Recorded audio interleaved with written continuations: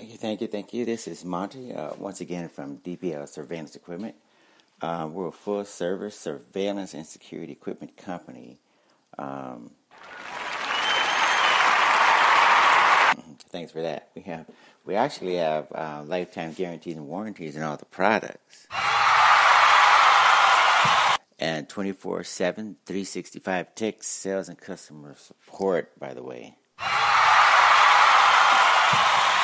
If that weren't enough, we also have an extremely large video library, and in the video library, you can peruse the video library to take a look at your favorite spy products, whether that be bug detectors, Nanny cameras, GPS trackers, listening devices, digital video recorders, and digital voice recorders.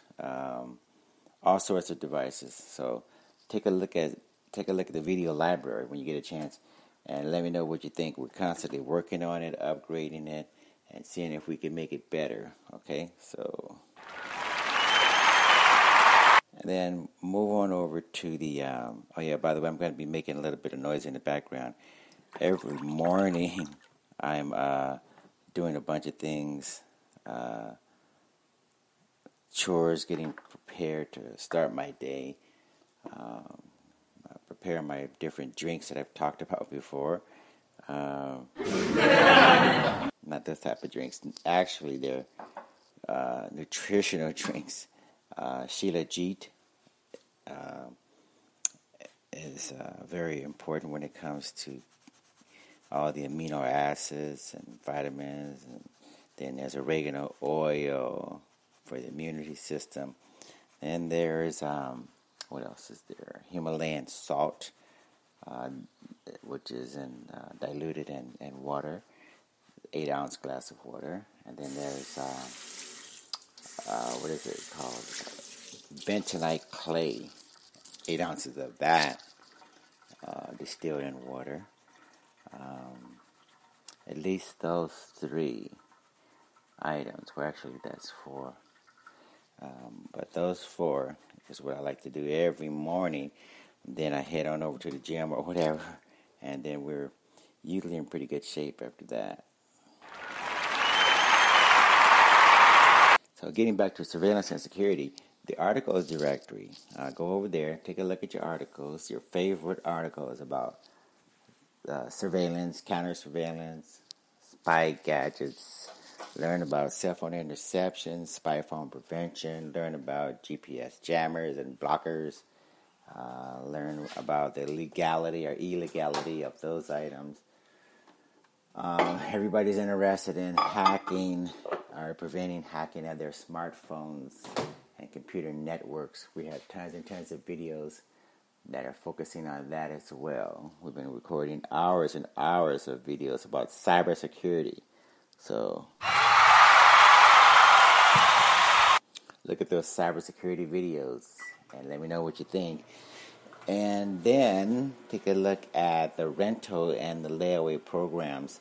Those are creative financing programs. The rental program and the layaway program are creative financing in that you can specify, particularly with the layaway program, specify how long you want to lay away something and how much you want to pay or how much you want us to charge you every month, every week or something until you completely paid off, And then at the conclusion or the final payment, when that's submitted to us, then we include the shipping and ship out the product according to your shipping instructions, and then that's it. You're all done with the layaway.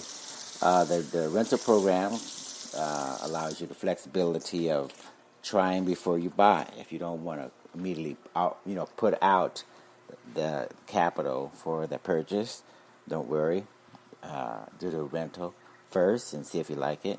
A couple of days, 2 or 3 days, you'll probably know whether or not this bug detector or this GPS tracker or the Nanny camera or whatever it is, you'll probably know whether or not this thing suits your needs or not. So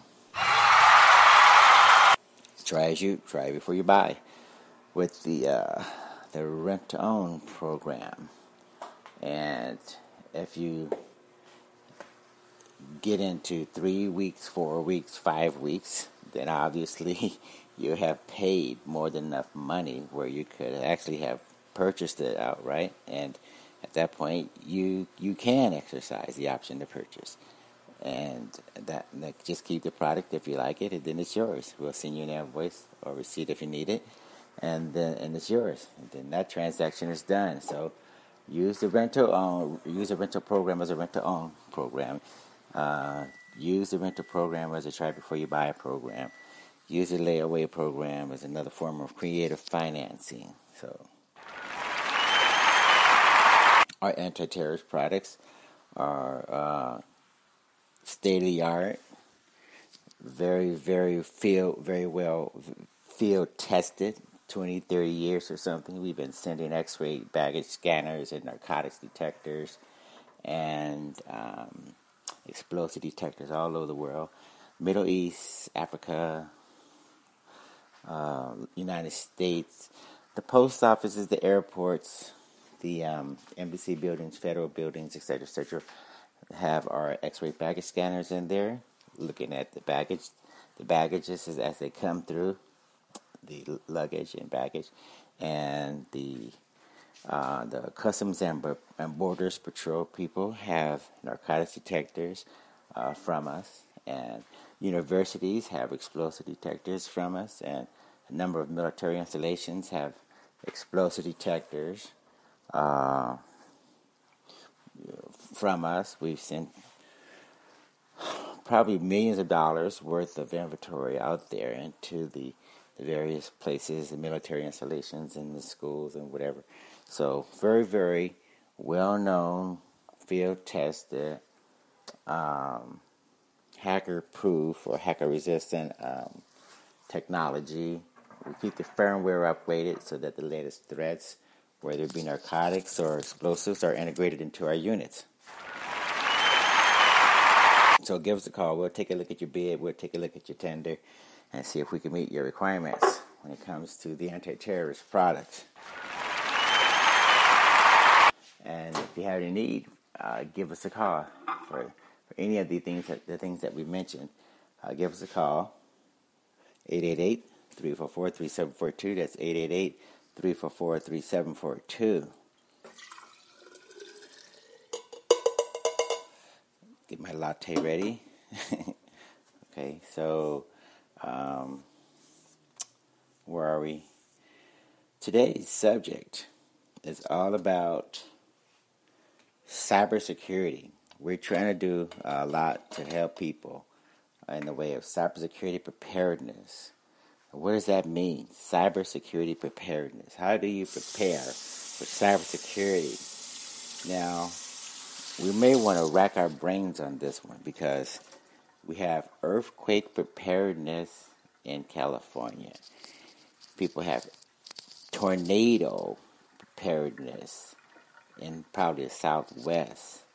People have hurricane preparedness in those areas where the hurricanes strike.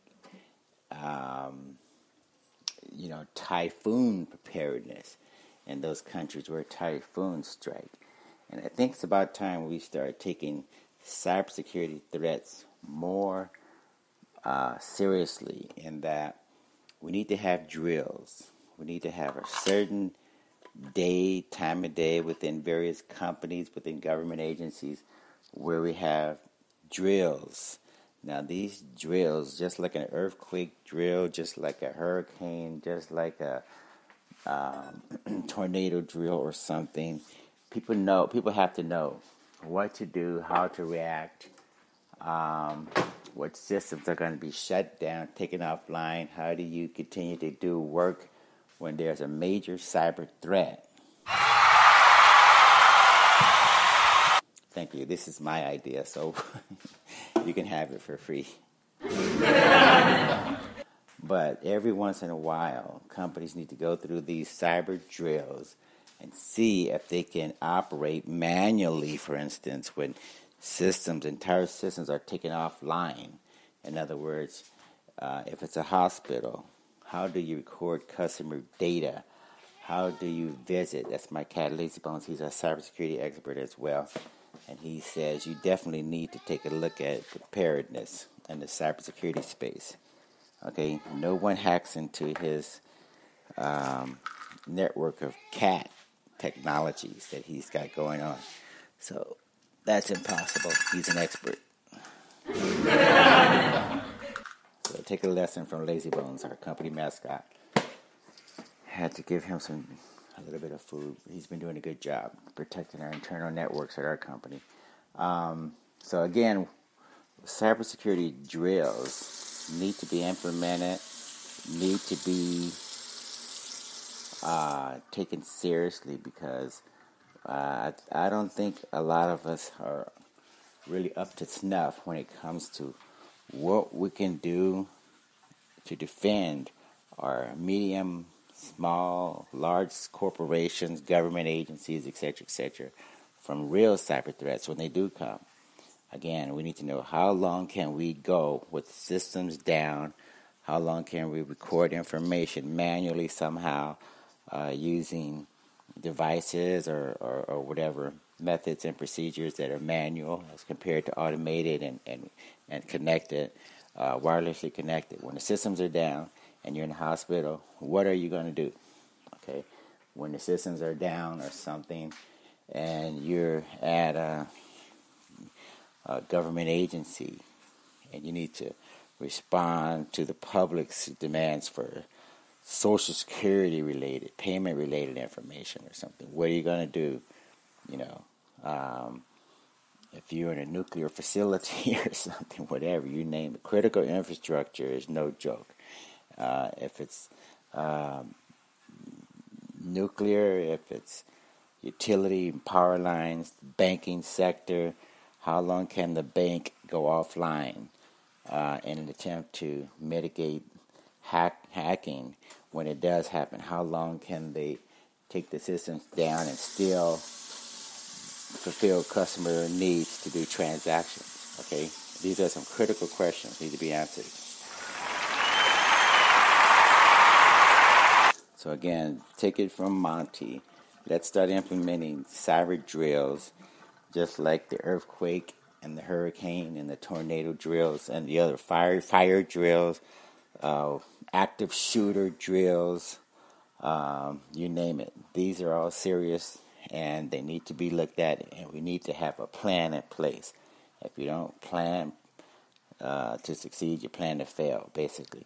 So let's get ready on those fronts. And what else we want to cover here? A lot of companies are actually on the wall of shame is what they call it. It's basically a government agency, I can't remember which one, that labels puts companies on the wall of shame for not doing a good job of protecting their networks, private data, etc., from hackers. And they've been chastised by the government, and they stay on that wall of shame for an undetermined period of time. And a number of experts are wondering whether or not they should be reevaluated. Maybe the inspectors who go out and check the meat processing plants and the inspectors who go out and check for this and that in corporate America, maybe they should revisit some of these companies and take a look at compliance. Are these companies now compliant? Did the hospital change the way they store customer data? Did the information processing company stop putting shredded customer documents in unsecured lock boxes or something? What about the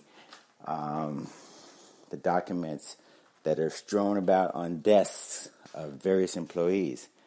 Is that being managed correctly? If so, these inspectors and different people who put companies on the wall of shame need to go back out and do another evaluation to see whether or not the criteria is being met. And if so, maybe we want to give an incentive. Whistleblowers need to be brought in. or not so much brought in, but whistleblowers or employees who work for government agencies, who work for corporate America or whatever. Maybe we need to incentivize these people so that when you see issues that where companies have been given the opportunity to address them, and they haven't, then we need the whistleblower employees to be rewarded, and whether it's in a bank. Now, that's kind of important. The reason why we want to highlight banks is because we have anti-money laundering laws. We have know your customer laws. We have anti-terrorist laws on the books. And banks need to comply just like everybody else. Matter of fact, even more so, banks have an obligation to make sure that they understand how money is being handled. I don't remember too many bankers going to jail as a result of allowing money to be laundered through their systems. And right now, the government is using the money laundering, anti-terrorist, counterfeiting laws of 2017 to pressure companies like the post office, like Chuck E. Cheese, like you name it. Everybody's being pressured to do the government's job when it comes to enforcing anti-money laundering laws. Pretty soon you guys are going to have to give up your prepaid gift cards, debit cards, just because the government is not quite sure whether or not they're being used for money laundering purposes, when in actuality, the majority of the money laundering has gone through the big banks, and nobody has been prosecuted. Okay, I don't remember too many people doing 5 and 10 years out of the banking sector from J.P. Morgan Chase or Wells Fargo or Citibank, when we know full well that they have paid fines of 20, 30, 50 billion dollars aggregate as a group in the banking sector. Those banks have shelled out tens of billions of dollars in the way of settlements because they were not complying at all with the government when it comes to imposing and enforcing anti-money laundering laws and such. But Joe Smo and Joe Six-Pack and the hardworking people are told, we want you to report, we want you to fill out forms, we want you to do this and that under the threat of prison, 5, 10 years in prison. So let's get serious about what we're doing when it comes to cybersecurity, money laundering, particularly drills. This is supposed to be about drills and preparing for cybersecurity threats. So let's stay focused on that. And just make sure that, people within companies are rewarded. If you see something, say something. And if the companies want to document it or something, and let's reward those whistleblowers, okay? After 1 or 2 warnings or something, and you still see the company with poor cybersecurity practices, let's go ahead and reward those bank employees, those law enforcement people, agents, or employees who are trying to warn the various employers about what's going on. Documents being strewn about, visible to the public, networks that are not secure. All these things need to be taken seriously, more so than they are now, definitely. So see something, say something, make some money by way of letting the world know that there's a problem. Then that way the penalties hopefully will be a deterrent. So we're going to wrap this up. This show is all about cybersecurity drills and practices, just like we practice with the earthquakes, hurricanes, tornadoes, fire, active shooter, etc., etc. Put this on the top of the list. Let's see if we can prepare corporate America, small, medium, large-sized businesses for the future. This has been Monty, again from DPL Surveillance Equipment. If you have any need for bug detectors, GPS trackers, X-ray baggage scanners, audio listening devices, etc., give us a call, 888. And Lazy Bone says the same thing. Give us a call right away because obviously you need it. Give us a call, 888-344-3742, 888-344-3742. Have a good day. Oh, yeah, share this with a friend, relative, enemy. We don't care who you share it with someone. Let's see if we can help make the world a safer place. Thanks.